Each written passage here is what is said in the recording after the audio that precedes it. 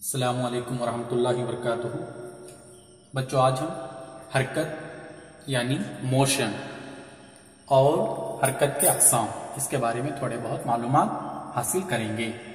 تو سب سے پہلے حرکت کیا ہے؟ What is motion? تو اس کا ڈیفینیشن ہے کسی شے کی مسلسل نقل مقامی کو حرکت کہتے ہیں۔ مثلا سڑکوں پر لوگوں کا چلنا، پرندوں کا اڑنا، کیڑے مکوڑوں کا چلنا وغیرہ حرکت کی مثالیں ہو سکتی ہیں۔ حرکت کے اقسام میں نمبر 1 از خطی حرکت، نمبر 2 از دائرئی حرکت، نمبر 3 از میادی حرکت اینڈ نمبر 4 از ارتعاشی حرکت۔ تو پہلا جو ہے خطی حرکت، اس کو انگلش میں کہا جاتا ہے ریکٹیلینئر موشن۔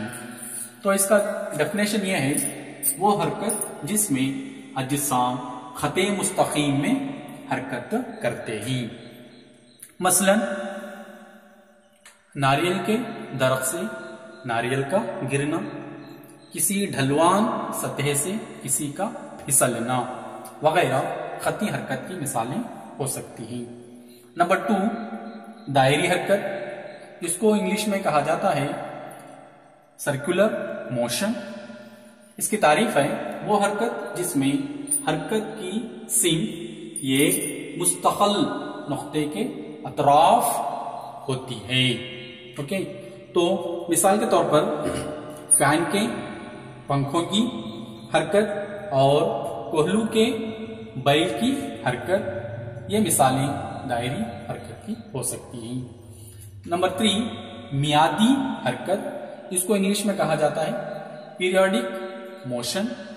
اس کی تعریف ہے وہ حرکت جس میں اجسام یہ متعین وقت میں یہ متعین مقام حاصل کرتے ہیں، اس کو ہم میادی حرکت کہتے ہیں۔ مثلا گھڑی کے کانٹوں کی حرکت یہ میادی حرکت کی مثال ہے۔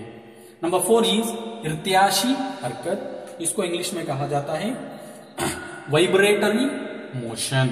اوکے، تو اس کا ڈیفینیشن ہے وہ حرکت جس میں اجسام آگے پیچھے حرکت کرتے ہیں، اس طرح کی حرکت کو ارتعاشی حرکت یعنی وائبریٹری موشن کہتے ہیں۔